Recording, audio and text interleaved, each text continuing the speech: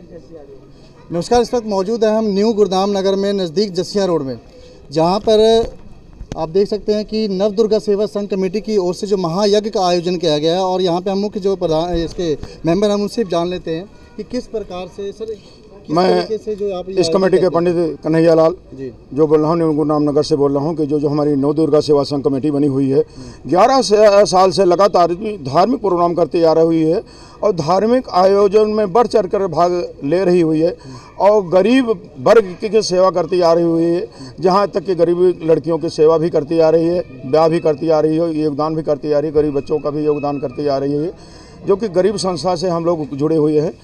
ये संस्था बहुत पुरानी हुई है और कोरोना करके हम लोग थोड़ा वो हो गए थे, इसलिए हमने चेंज करके रामायण पे आ गए। बहुत बड़ी बात करी आपने कि जो लॉकडाउन के समय में कोरोना की वजह से जो लॉकडाउन लगा था, उसके बाद जो है ना काफ़ी धर्म कार्य में रुकावटें भी आई, लेकिन तो उसके बाद जो अब जो ये कार्य शुरू हुआ धर्म का, उसमें कैसा लग रहा है? तो हमने धर्म कार्य, कोरोना आया, हम धर्म काम को रुकावट नहीं आने दे। कोरोना में हम लोगों ने उस धर्म काम को कोरोना के माध्यम से जुड़ गए।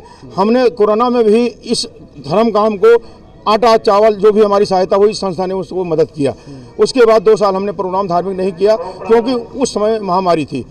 तो हमने कहा प्रोग्राम करना अच्छा नहीं, लोग दिखावा अच्छा नहीं होता है। बहुत अच्छा लग रहा है।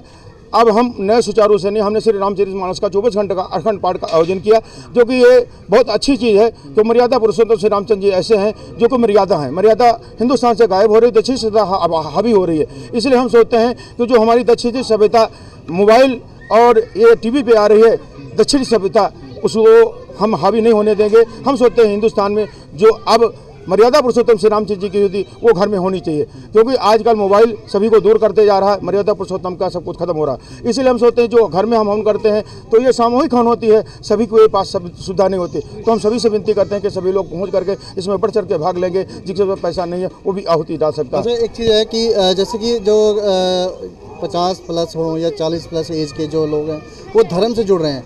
नवयुवक जो है, नए लड़के जो नई सोच के जो लड़के हैं वो धर्म से दूर हो रहे हैं। नहीं, ऐसा कुछ नहीं है। जब ऊँट पहाड़ पे चढ़ता है, पहले सोचता मैं ऊंचा हूँ, जब पहाड़ पे चढ़ता है तो वो कहता है कि नहीं, पहाड़ ऊंचा होता मैं नहीं हूँ। जब वो नई युवक के बच्चे कहीं संस्कार अच्छा साथ मिल जाते हैं, जैसे मेरे जैसे युवक के साथ बैठते हैं, तो उनको पता चलता है नहीं अंकल जी सही बोलते हैं। लेकिन जब वो अपनी सोसाइटी में बैठते हैं, कहते हैं नहीं मेरी सोसाइटी है, वो उनकी गलती नहीं है, वो उनके संस्कार की गलती है, माँ बाप की गलती है। माँ बाप जैसा संस्कार देंगे ऐसा होगा। वो हमारी सोसाइटी से बहुत नौयुवक लड़के जुड़े हुए हैं, जो कि उन्हीं के बल पर मैं आज चल रहा हूँ। बहुत अच्छे नौयुवक लड़के हैं जो उन्हीं को मैं गाइड कर रहा हूँ। मैं तो कुछ नहीं करता हूँ, मैं सबसे एज में जाता हूँ। मेरे से सब नौयुवक हैं, सारे नौयुवक लड़के मेरा कहना मानते हैं और अच्छी गाइडेंस मेरी चल रही है। मेरे इस संस्था में कम से कम मेरी जो कार्यकारिणी 21 कार्यकारिणियों की कार्यकारिणी है, बाकी मेरे मेंबर 100 से प्लस हैं, जो कि बहुत अच्छा योगदान है। सारे मेरे कहना मानते हैं। मेरी सोसाइटी जो है, मेरी कमेटी है, एक दूसरे के कहना मानती है। सारे संस्कार वाले हैं, एक दूसरे का ये नहीं ये काम कर लो ना नहीं करते हैं। नहीं, मेरे कहने के बाद सोसाइटी, देखिए सोसाइटी बनाई है, सोसाइटी में तो सभी एकजुट होकर काम करेंगे, पर जो साथ में जो हम जो समाज को मैसेज क्या देना चाहेंगे, क्योंकि आज विजयदशमी का दिन है जिसमें जो भगवान श्री राम ने बुराई पे विजय पाई थी। तो मैं तो यही मैसेज देना चाहता हूँ कि देखो, साल में एक बार रावण जलता है, तो साल में रावण एक बार जलता है, लेकिन मैं ये सोचता हूँ कि साल में रोज रावण जलाने वाली बात किया जाए। साल में एक बुराइयां खत्म करने से कुछ नहीं होता, कुछ भी नहीं होता, कुछ नहीं है। 365 दिन होता है, साल का 12 महीना दिन होता है। तो हम रोज अगर रावण जलाएंगे तभी हमारा ये हिंदुस्तान तरक्की करेगा, संस्कृत संस्कार तभी आएगा। 365 दिन में हम एक दिन रावण जला देंगे, कुछ नहीं हो सकता है। इसलिए हमारा विचार ऐसा होना चाहिए कि हम जो साल में एक दिन याद करते हैं रावण को, ऐसे रावण को हम रोज जलाएं और हम राम को रोज पैदा करें। इसीलिए हम कहते हैं मर्यादा को रोज लागू करें और साल में 365 दिन वाला राम को न लेकर दिवाली हम रोज मनाएं, दशहरा हम रोज मनाएं, ऐसा बच्चों को हम संस्कार दें। बिल्कुल सही बात है, क्योंकि जो बुराई पे जो जीत है ना, ये सिर्फ एक दिन से पाने से नहीं होगा।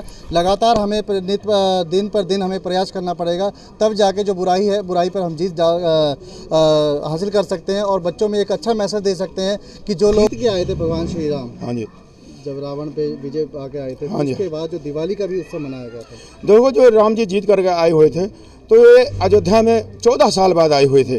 तो पहली बात तो जो राम जी आए हुए थे तो राजा दशरथ की उम्र बहुत हो गई थी। तो जो किसी को पुत्र की प्राप्ति होती है, तो जो उम्र ज़्यादा होती तो पुत्र की लालसा ज़्यादा होती। एक तो ये खुशी थी, एक भरत जैसे उन्होंने भाई मिला था, क्योंकि 14 साल का जो उनको रोटी पानी मिला था, उन्होंने खाया नहीं था, वो उनको था। खड़ाऊ की उन्होंने पूजा की थी, ये को खुशी थी।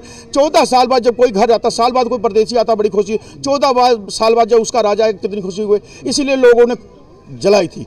लेकिन राम जी ने कहा एक दिन दीप जलाने से कुछ नहीं होगा, ऐसा दीप रोज जलाओ कि जो मेरा संस्कार है ये घर घर जाए। हमने 14 साल इसलिए वनवास किया कि जो 14 साल में जितने भ्रष्टाचारी, अत्याचारी, दुराचारी, पापाचारी राक्षस से हमने उनको संहार किया, उनको मोक्ष प्राप्ति के रास्ते पे ख़त्म किया। अगर 14 साल में वनवास ना जाता तो बेचारे लटके रह जाते गादुर की तरह। इसलिए मुझे 14 साल इसलिए वनवास लेना पड़ा कि ताकि वो मोक्ष को प्राप्ति हो जाए। और 14 साल बाद मैं आया हूँ और फिर मैं चला जाऊँगा। ये संदेश लेकर आया हूँ कि आप लोग मेरे बताए हुए मार्ग पे चलें और रोज ही दिया ऐसा जलाए कि ये ज्योत जो जलती है ये बच्चों में संस्कार। अच्छा, एक चीज़ है कि जैसे कि राम जी ने जो उस समय जो राम जी युग चल रहा था, उस समय जो भगवान श्री राम को भी, यानी कि भगवान को भी धरती पे आना पड़ा लोगों को बताने के लिए कि आप ऐसे करें, बुराई के ऊपर जो जीत के लिए अगर अच्छा कर्म करेंगे तो अच्छा होगा, बुरा करेंगे तो बुरा होगा।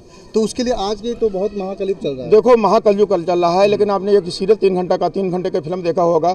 हर हीरो अपनी डायलॉग मारता है, हर विलन अपना डायलॉग मारता है, लेकिन जीत हमेशा हीरो की होती है। विलन अपना हर पासा फेंकता है, फेल हो जाता है। चढ़ाई के बाद उतराई आती है, ये सभी को पता हुआ है। हर चीज़ का एंड होता है। तो ये जो हम आज देख रहे हैं या कर रहे हैं, इसका एंड होना ही होना है। तो ये कलयुग है। कलयुग जीवन नाम आधारा, सुमिर सुमिर नर उतर नहीं पा रहा। तो कलयुग एक आधार है।